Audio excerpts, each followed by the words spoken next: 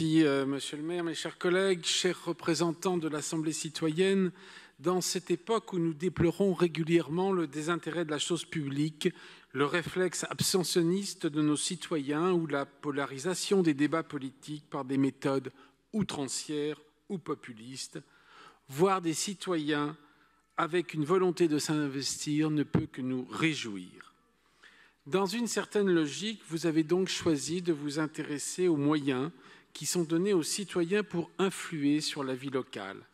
Une question ô combien intéressante, mais qu'il convient de traiter à la fois avec une prise directe sur les choses, mais aussi sur la dimension philosophique inhérente à l'organisation démocratique. Ainsi, nous voyons d'abord une véritable question préliminaire à ce sujet.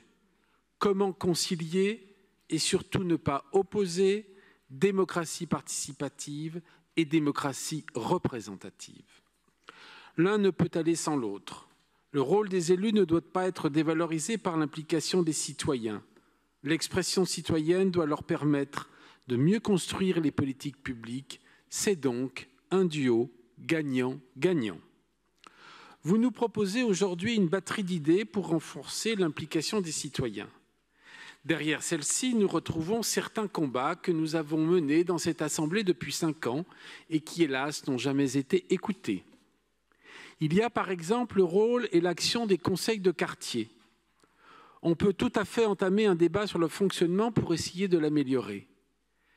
Est-ce qu'il est aujourd'hui adapté à ce qu'attendent les citoyens?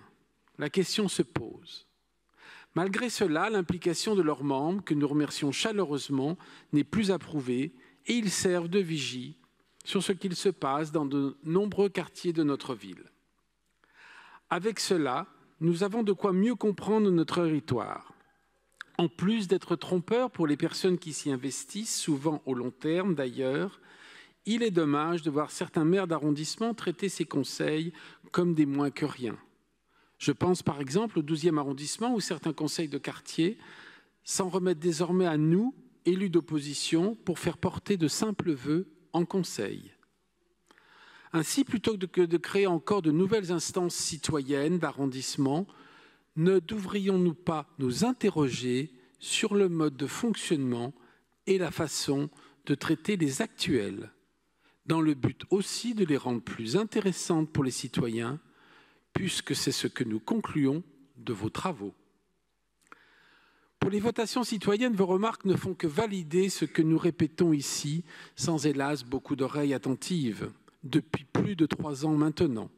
Leur mode de fonctionnement, leur manque d'efficacité justifie en soi leur échec, matérialisé par une participation abyssale et un coût astronomique. Oui, il faut revoir le calendrier d'organisation, la sélection des questions, la façon dont elles sont ensuite présentées et débattues avec les pour et les contre dans la société et les modalités de vote.